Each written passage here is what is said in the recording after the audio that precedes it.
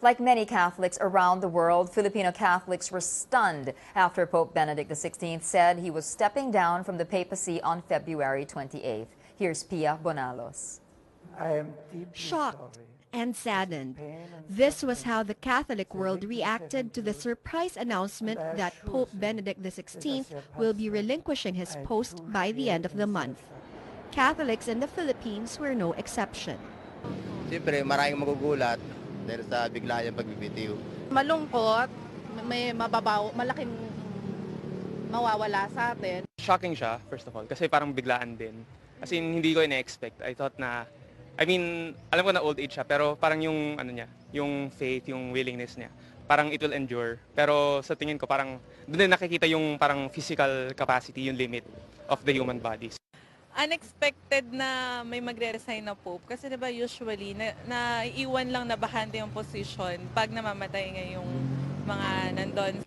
On the other hand, some expressed admiration for the Pope's move.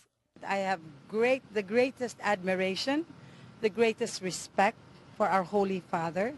I believe that he will not do anything that he has not mulled over for a good while. I'm sure he has studied it and he's a very learned man. Alam naman siguro ng lahat, power para maging Santo Papa ka. Makikita natin na hindi siya attached dun sa power. Nakakabilib naman. Para sa akin, I know that he had a good discernment naman na syempre kung hindi na rin naman niya kayang gampanan ng talagang to the best of his ability yung trabaho niya, siguro hindi mas okay na nga rin na mag-resign si Pope. The question foremost in every Catholic's mind now is, who will be the next Pope? Some Filipinos are hopeful that the new Pope will come from our country. Tayo, maraming cardinal din tayo sa Pilipinas. Malay mo, may boto sila Cardinal Tagle. Ay, maganda man kung Pilipino. Maganda kasi Pilipino tayo. Being a Filipino, talagang gusto ko si Cardinal Tagle, yung pumalit sa kanya. Kasi, of course, not just about Filipino pride, syempre. But at the same time, nakikita natin na deserving naman si Cardinal Tagle. Nakita natin yung spirituality niya at yung way of serving niya sa poor.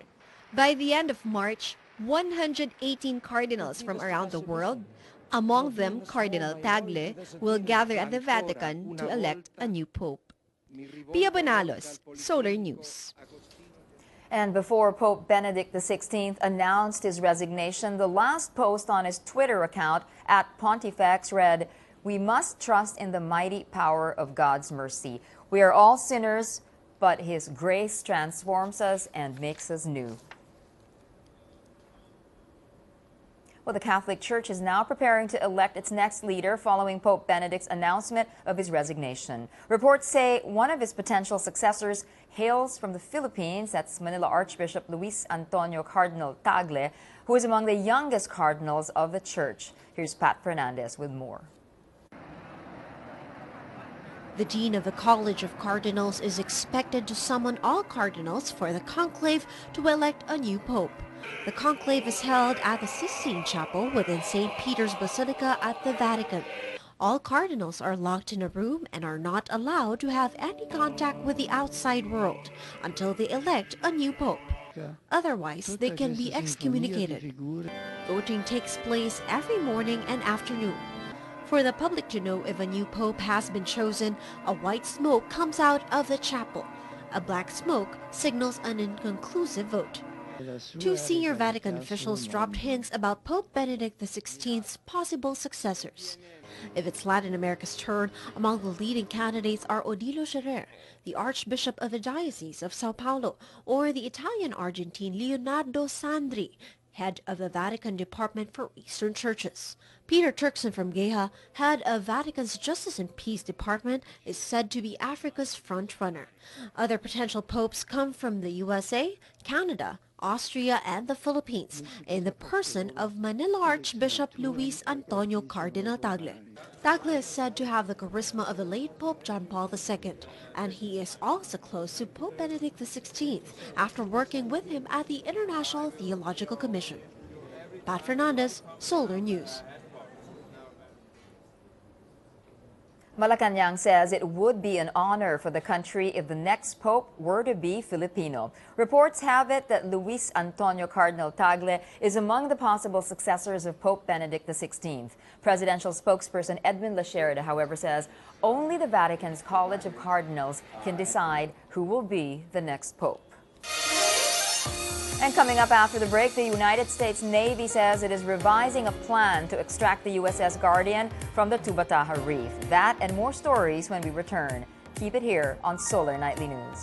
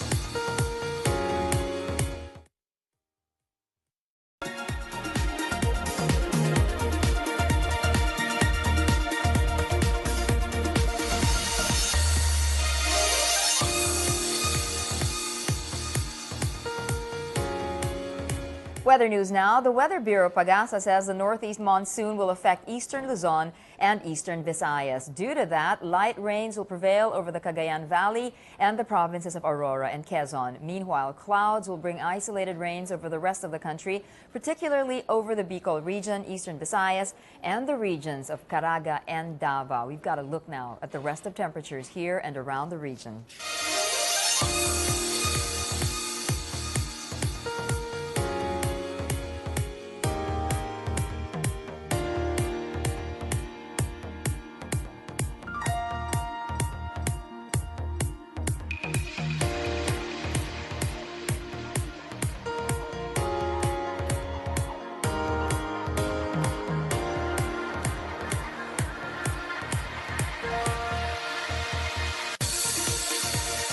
Malacanang says President Aquino's lower approval rating in the latest Pulse Asia survey is due to the negative events that occurred when the survey was conducted. Presidential spokesman Edwin Lasherda says the ratings may have been influenced by recurring clashes in the Senate, the investigation on the Atimonan shooting incident, and the reported increase in criminal cases at the time the survey was conducted.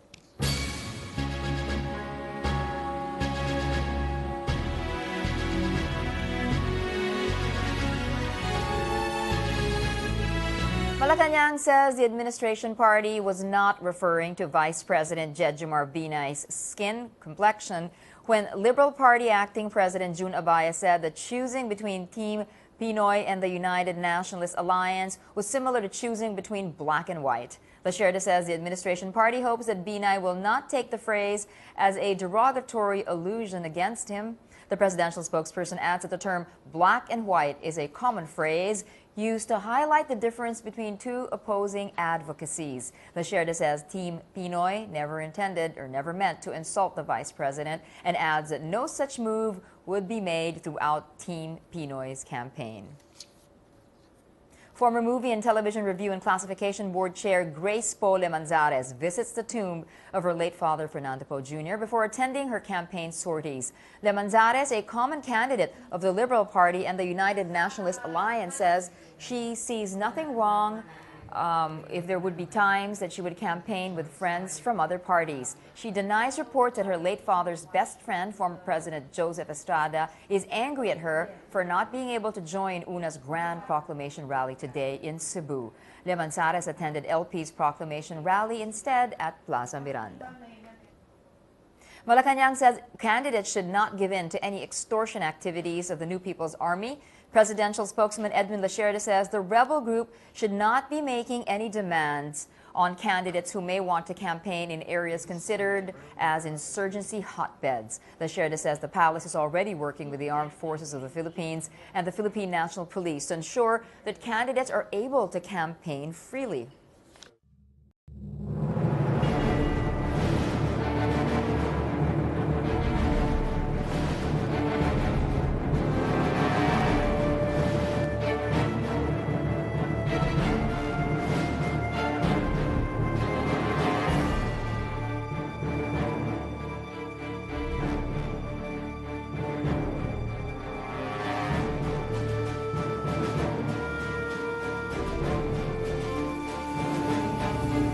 social media can be a powerful tool in molding people's views and preferences. On day 89 of Inform in 100, Patricia De Leon tells us how social media can affect voters' choices in the upcoming May elections.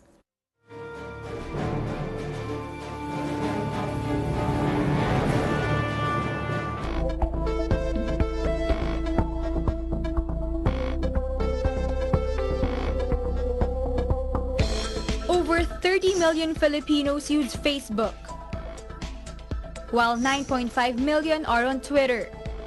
The country ranks 8th with the most number of Facebook accounts and 10th among the biggest Twitter users worldwide. With these figures, the Philippines has earned the moniker social media capital of the world. For anyone who wishes to sell anything, including politicians, the Philippine social media scene is a perfect marketing tool.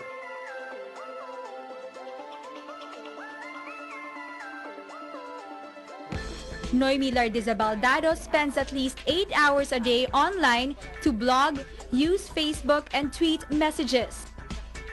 Known as Mom Blogger, Noemi has been active in the social media since 2006, when social media was not yet as influential as it is now.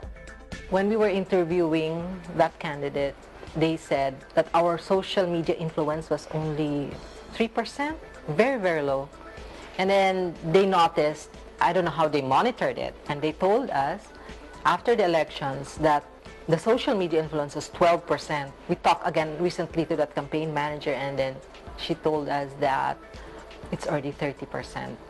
Since then, she has gained thousands of followers, not only on Twitter, but also on her blog. I want them to be, engaging in Twitter and social media, so we can ask them directly, what is your plan for for your candidacy? What is your platform? What are and certain election issues like political dynasty or the divorce bill? We want to talk to them about issues like that. Like Noemi, Jane Uy Matiao has also been blogging. The National Parks Development Committee will host the first Yakapalooza at the Rizal Park on Valentine's Day. During the activity, couples, friends, and families are encouraged to hug each other when the clock strikes 9. The NPDC will also hold a love concert and launch its Rizal Park Voluntourism project, which aims to gather 50,000 volunteers by 2016 to help restore the beauty of Rizal Park.